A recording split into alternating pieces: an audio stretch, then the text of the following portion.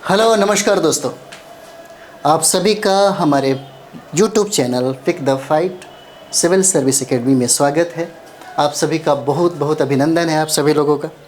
तो जैसा कि जो हम लोग अभी 8th क्लास का जो हिस्ट्री देख रहे थे, आधुनिक भारत का इतिहास, SCERT की किताबें हो जाती हैं और यहाँ से आप लोगों को आवाज़ नहीं मिल रहा होगा और कहें तो माइक का बैटरी ख़त्म हो गया था और मैंने ध्यान नहीं दिया।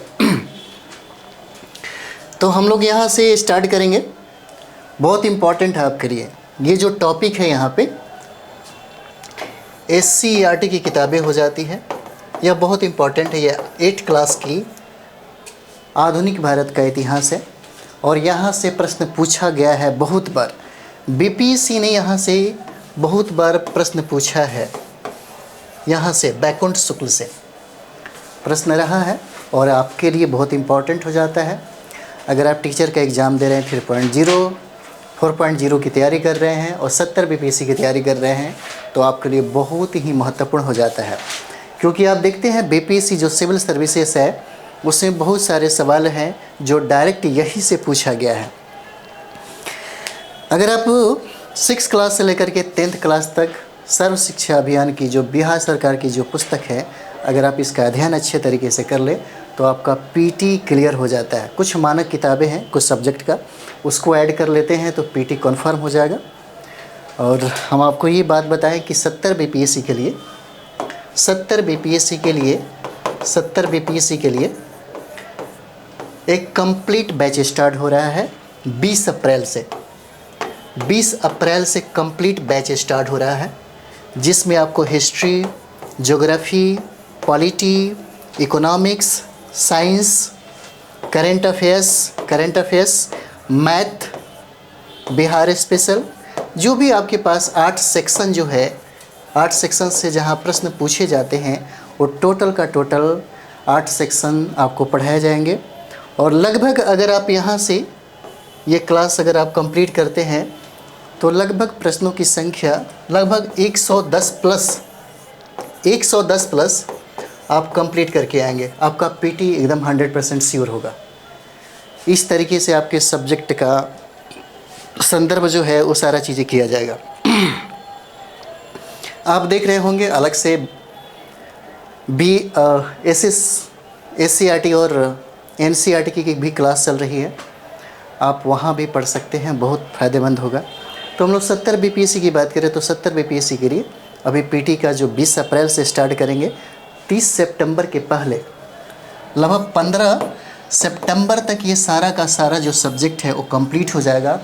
और टेस्ट सीरीज़ भी चलता रहेगा, सब्जेक्ट वाइज भी चलेगा और फुल लेंथ का भी 150 जो है 150 जो प्रश्न है उसका भी हम लोग स्टार्ट करने वाले हैं। इससे जुड़िए, बहुत ज़्यादा फ़ायदेमंद होगा, बहुत ज़्यादा।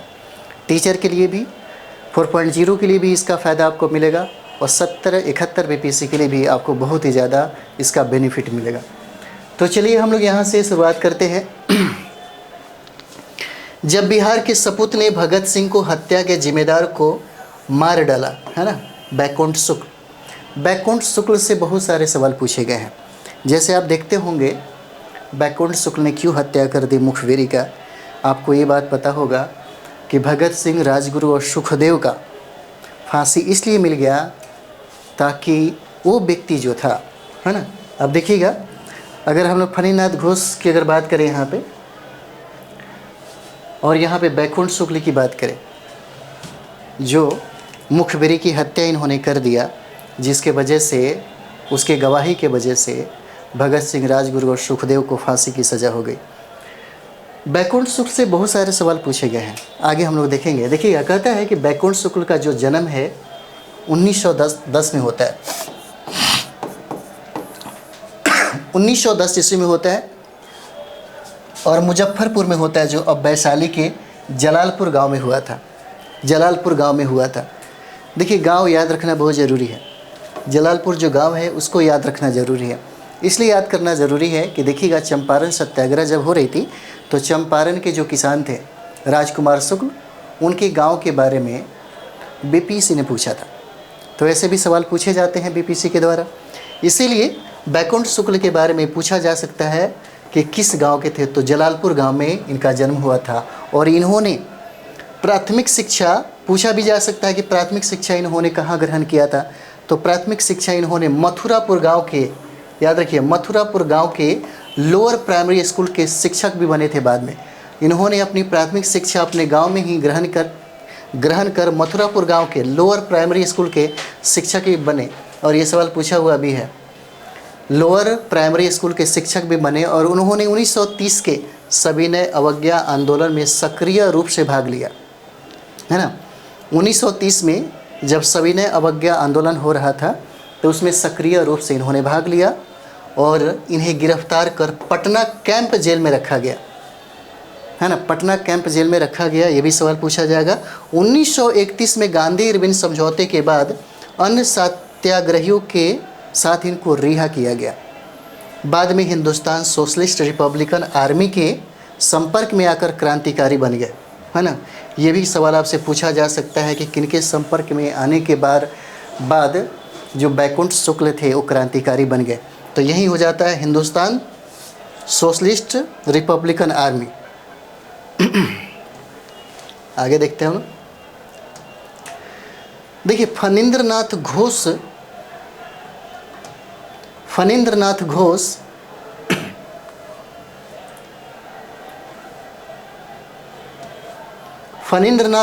जो बेतिया के निवासी था, जब दल विरोधी कार्य करने लगा तब इनकी हत्या के कार्यक्रम में इन्होंने सक्रिय योगदान दिया था। किनकी हत्या के, तो ये देखिएगा, ये हो जाते हैं फणींद्रनाथ घोष जो बेतिया के निवासी था। यह प्रश्न पूछा जा सकता है आपसे, पूछा जा सकता है कि फणींद्रनाथ घोष की हत्या जिससे किया गया बैकुंठ शुक्ल के द्वारा, तो ये कहाँ के रहने वाले थे, तो ये बेतिया के निवासी था। जब दल विरोधी कार्य करने लगा तब इसकी हत्या के कार्यक्रम में इन्होंने सक्रिय योगदान दिया था। और फणींद्रनाथ घोष ने सरकार की तरफ से अनेकों राजनीतिक षड्यंत्रों में गवाही दिया। लाहौर षड्यंत्र कांड में भी वह मुखबिरी था। आप देखते होंगे लाहौर षड्यंत्र कांड में क्या थे, यह गवाही दिया, मुखबिरी हो जाता है। और 1930 में भगत सिंह राजगुरु तथा सुखदेव के खिलाफ गवाही दी, जिसके कारण ही उन्हें फांसी की सज़ा हुई थी। अब आपको पता चल गया होगा कि बैकुंठ शुक्ल क्यों ऐसा किए। देखिए जब ये संपर्क में आते हैं, क्रांतिकारी युवाओं के साथ जब संपर्क में आते हैं, जब इनके अंदर राष्ट्रीय चेतना का विकास होता है, इनको फील हो जाता है कि ये लोग जो हैं गद्दारी करते हैं। और यही वजह हो जाता है कि फणींद्रनाथ की हत्या करने के लिए ठान लेते हैं, क्योंकि कोई भी आदमी ये नहीं चाहता कि ऐसी गद्दारी हो और देश के खिलाफ ऐसा भी कोई काम करे। तो फणींद्रनाथ घोष की हत्या की अगर बात हम लोग करें तो बैकुंठ शुक्ल में वो चीज़ें अंदर से ही झकझोर देती है। उनको इस बात का एहसास हो जाता है कि राजगुरु भगत सिंह और जो सुखदेव हैं उनकी फांसी की सज़ा इसलिए हो गई क्योंकि ये व्यक्ति लाहौर षड्यंत्र कांड में मुखबिरी हो गया। और यह यानी कि इन लोगों के खिलाफ में क्या दिया, गवाही दे दिया, जिसके कारण इन्हें फांसी हो गई। फणींद्रनाथ घोष पर हमला बैकुंठ शुक्ल तथा चंद्रमा सिंह के द्वारा 9 नवंबर 1932 को हुआ था। याद रखिएगा, बैकुंठ शुक्ल पर जब मतलब फणींद्रनाथ पर जब हमला हुआ उस समय 2 लोग थे, बैकुंठ शुक्ल और चंद्रमा सिंह। और वो डेट था आपको 9 नवंबर 1932, 9 नवंबर 1932, है ना, 9 नवंबर 1932 हो जाएगा। जब वह मीना बाज़ार की अपनी दुकान के सामने बैठकर अपने दोस्त के साथ बातचीत कर रहा था। इस पर हमला धारदार हथियारों से हुआ और घायल फणींद्रनाथ 17 नवंबर 1932 को मर गया। इतनी तीव्र गति से इन पर हमला किया गया कि कुछ ही दिनों के बाद इनकी मृत्यु हो जाती है। और मृत्यु होता है 17 नवंबर 1932 को। यहाँ देखिए कहता है कि भागते वक्त बैकुंठ शुक्ल का झोला छूट गया, है ना, झोला छूट गया, जिसमें रखी धोती ने बैकुंठ शुक्ल तक पुलिस को पहुंचने में मदद कर दी। और बैकुंठ शुक्ल 6 जुलाई 1933 को सोनपुर हाजीपुर पुल के पास जो बिहार में है पुलिस दल द्वारा गिरफ्तार कर लिए गए। सत्र न्यायालय ने बैकुंठ शुक्ल को फांसी की सज़ा दी और उच्च न्यायालय ने भी सज़ा बरकरार रखी। फलतः 14 मई 1934 को गया जेल में फांसी दे दिया गया। ये भी प्रश्न पूछा जा सकता है, बहुत इम्पोर्टेंट है। पूछा जा सकता है कि बैकुंठ शुक्ल की फांसी कब दिया गया, तो 14 मई 1934 को कहाँ दिया गया, तो गया जेल में इनको फांसी दिया गया। यहाँ पे हम लोग देखेंगे एक चीज़ दिया गया है कि भारतीय कम्युनिस्ट पार्टी एवं आरएसएस की विचारधारा की चर्चा अपने शिक्षकों से करें। आप ज़रूर अगर कमेंट्स में कुछ बातें आपको लिखना हो तो लिख सकते हैं। चलिए आगे हम लोग देखते हैं। यहाँ पे दांडी मार्च, जब गांधी निकल पड़े नमक कानून तोड़ने के लिए। एक चीज़ आपको पता होगा 11 सूत्री कार्यक्रम महात्मा गांधी ने तैयार किया और ब्रिटिश हुकूमत के सामने रख दी। जो मांगी थी, जिसे हम लोग 11 सूत्री कार्यक्रम कहते हैं, ब्रिटिश हुकूमत ने इसका अनदेखा कर दिया। जब इस पे कोई सकारात्मक विचार नहीं आया, जब उन्होंने देखा कोई इस पे प्रभाव नहीं पड़ रहा है, तब उन्होंने दांडी मार्च करने का फैसला लिया। ठीक है, यहाँ पे देखेंगे, कहता है सरकार ने नमक के उत्पादन एवं बिक्री पर एकाधिकार स्थापित कर टैक्स लगाया, है ना, जिससे सरकार को अच्छी आमदनी होती थी। महात्मा गांधी का यह मानना था कि यह प्राकृतिक प्रदत्त जो चीज़ें हैं, जिस पे सभी लोगों का हक और अधिकार है, उस पर टैक्स नहीं लगना चाहिए।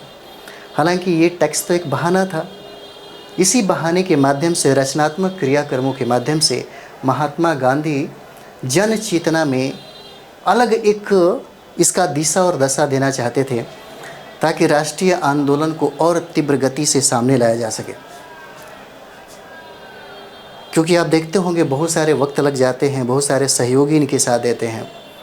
अब 12 मार्च वो समय होता है, 12 मार्च, है ना, 12 मार्च से लेकर के जब 6 अप्रैल तक, 6 अप्रैल को जब ये दांडी नमक को यानी कि कर को जब ये इसका विरोध करते हैं, तो वहाँ पे लाखों लोग इनके साथ होते हैं। जैसे आगे हम लोग इसमें पढ़ेंगे, इस कानून से देश का हर व्यक्ति, गरीब, अमीर, महिला, पुरुष, ऊंच नीच प्रभावित था। गांधी जी ने नमक कानून को राष्ट्रीयता की भावना से जोड़ा। देखिए क्या कहता है कि नमक कानून को राष्ट्रीयता की भावना से जोड़ा। वे मानते थे कि यह प्राकृतिक प्रदत्त चीज़ है और बिना कर के सबके लिए सुलभ होना चाहिए। अतः गांधी जी ने नमक कानून के विरोध में सविनय अवज्ञा का निश्चय किया। इन्होंने अपने सहित, है ना, यानी कि 78+1 79 साथियों के साथ 12 मार्च 1900, है ना, देखिए यहाँ से प्रश्न पूछे गए हैं बहुत बार। 12 मार्च 1930 को साबरमती आश्रम से दांडी के लिए नमक कानून तोड़ने निकल पड़े, है ना। और 6 अप्रैल 1930 को दांडी पहुंचकर गांधी जी ने सार्वजनिक रूप से नमक इकट्ठा कर नमक कानून को तोड़ा। और गांधी जी ने पानी उबाल कर भी नमक बनाया और देखते देखते यह आंदोलन पूरे भारत में फैल गया। इस आंदोलन में किसानों, महिलाओं और आदिवासियों ने भी बढ़ चढ़कर हिस्सा लिया। 6 अप्रैल की बात है। यहाँ पे महात्मा गांधी से लाखों लोग जुड़ जाते हैं। और ऐसा नहीं कि सिर्फ महात्मा गांधी ही इस सत्याग्रह को कर रहे होते हैं।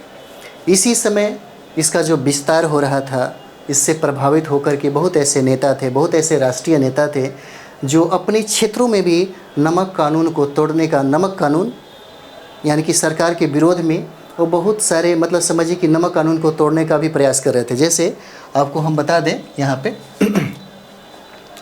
सी राजगोपालाचारी, जो आपसे पूछा जाता है ना, सी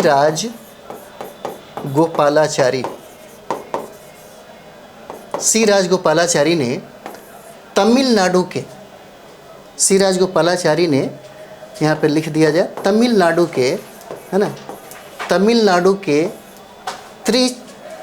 त्रिचिन्नापल्ली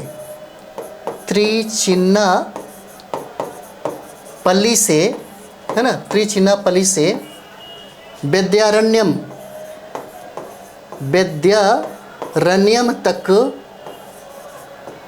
तक क्या किया, यात्रा किया। नमक कानून तोड़ने के लिए इन्होंने क्या किया, यात्रा किया। और इन्होंने नमक बना करके कानून को तोड़ा। यह उस समय हुआ जब महात्मा गांधी का यह आंदोलन पूरे भारत में धीरे धीरे फैलने लगी थी। और ये हो जाते हैं तमिलनाडु के सी राजगोपालाचारी ने तिरुचिरापल्ली जो है वहाँ से लेकर के विद्यारण्य तक यात्रा की और उन्होंने क्या किया, नमक कानून को तोड़ा। उसके बाद जो दूसरा प्रश्न आता है, पूछा जाता है आपसे के केलापन नाम होता है इनका, केलापन है ना। कालीकट से, याद रखिए, पूछा जा सकता है, कालीकट से पेन्नार तक की यात्रा की, है ना, कालीकट से पेन्नार तक की यात्रा की। इनका नाम रहता है के केलापन, जो कालीकट से पेन्नार तक की यात्रा किया और इन्होंने नमक कानून को तोड़ा। जब नमक कानून को महात्मा गांधी तोड़ रहे थे तो उस समय आपको बता दिया जाए कि नागालैंड की, है ना, नागालैंड की एक 13 वर्ष की एक लड़की थी, 13 वर्ष की एक लड़की थी जिसका नाम था गिगलू। नागालैंड की एक लड़की थी, 13 वर्ष की थी, जिसका नाम था गिगलू, और गिगलू ने महात्मा गांधी के आंदोलन में साथ दिया, है ना। गिगलू ने क्या किया, महात्मा गांधी के आंदोलन में साथ दिया, और इस आंदोलन को जिया तरंग भी कहा जाता है। इस आंदोलन को जिया तरंग भी कहा जाता है ना। इस आंदोलन को क्या कहा जाता है, जिया तरंग भी कहा जाता है। और एक चीज़ और भी बता दिया जाए, इसी समय 1930 को गिगलू, जो नागालैंड की जो 13 वर्ष की एक लड़की थी, उसको ब्रिटिश हुकूमत के द्वारा गिरफ्तार कर लिया गया, है ना। गिगलू को 13 वर्ष की जो लड़की थी, जो महात्मा गांधी के आंदोलन में शरीक हुई थी, उसे गिरफ्तार कर लिया गया। 1930 में जब देश आज़ाद हुआ तब उसको रिहा किया गया, और उस समय भारत के प्रथम प्रधानमंत्री जवाहरलाल नेहरू ने इनको रानी की उपाधि से सम्मानित किया, है ना, रानी की उपाधि से सम्मानित किया। ठीक है, क्योंकि यहाँ से प्रश्न पूछा जाता है, याद रखिएगा, ठीक है, रानी की उपाधि से सम्मानित किया। यहाँ हम लोग देखेंगे कि सरकार ने दमनात्मक कार्रवाई करते हुए हजारों सत्याग्रहियों को जेल में डाल दिया, लेकिन उन्हें भी, अब आगे देखते हैं, सरकार ने दमनात्मक कार्रवाई करते हुए हजारों सत्याग्रहियों को जेल में डाल दिया, लेकिन उन्हें भी अब जनता की ताकत का एहसास होने लगा था, है ना। आप देखते होंगे जब 1885 में कांग्रेस की स्थापना हुआ तो उसमें किस तरीके से राष्ट्रीय चेतना को जगाया गया, किस तरह से कांग्रेस गांव-गांव तक जाकर के लोगों को जगाने का काम की। ब्रिटिश हुकूमत के खिलाफ इन लोगों को खड़ा करने के लिए कितना पापड़ बेलना पड़ा था। जब महात्मा गांधी का प्रवेश कांग्रेस में 1919 में सक्रिय रूप से राजनीति में भागीदार जब हो जाता है, जब महात्मा गांधी के कंधे पर कांग्रेस की जिम्मेदारी जब आ जाती है, तो रचनात्मक कार्यक्रम इस तरीके से महात्मा गांधी के द्वारा चलाए जाते हैं ताकि राष्ट्रीय चेतना का विकास जन जन तक पहुंचाया जा सके। जब बारी 1930 की सविनय अवज्ञा की आती है, तब उस समय भारतीय जनमानस में या भारतीय जनता में वो आक्रोश दिखाई देता है, और बहुत ही ज़्यादा भीड़ में महात्मा गांधी के आंदोलन में लोग शामिल होते हैं, जिसका प्रभाव आपको दांडी यात्रा और दांडी मार्च में भी दिखता है। यही कहता है कि फलस्वरूप 1935 में प्रांतीय स्वायत्त अधिनियम के द्वारा प्रांतों में लोकप्रिय सरकार के गठन का प्रावधान किया गया, और इसी प्रावधान के तहत तत्कालीन 11 प्रांतों में से 7 प्रांतों में 1937 में कांग्रेस की चुनी हुई सरकार बनी 1937 में। और इसी 1937 में ही प्रथम, आप अगर देखेंगे तो बिहार के कांग्रेस पार्टी से ही बने थे, श्री कृष्ण सिंह मुख्यमंत्री बने थे। और 2 वर्ष बाद द्वितीय विश्व युद्ध छिड़ जाने के कारण कांग्रेस ने युद्ध के बाद भारत को आज़ाद करने की शर्त पर, क्योंकि कांग्रेस भी चाहती थी, ब्रिटिश हुकूमत चाहती थी कि कांग्रेस से सलाह मशविरा किया जाए और द्वितीय विश्व युद्ध में प्रथम विश्व युद्ध की तरह शामिल किया जाए। हालांकि प्रथम विश्व युद्ध में भारत के लोगों को किस तरह धोखा मिला, जिसका खामियाजा भारत के लोगों को भुगतना पड़ा, लेकिन यहाँ पे ज़बरदस्ती कुछ कर लिया जाता है, जिसकी वजह से कांग्रेस खफा हो जाती है, और कांग्रेस से बनी हुई जितनी भी सरकारें होती है, खास करके बिहार में, तो बिहार वो त्याग पत्र दे देता है।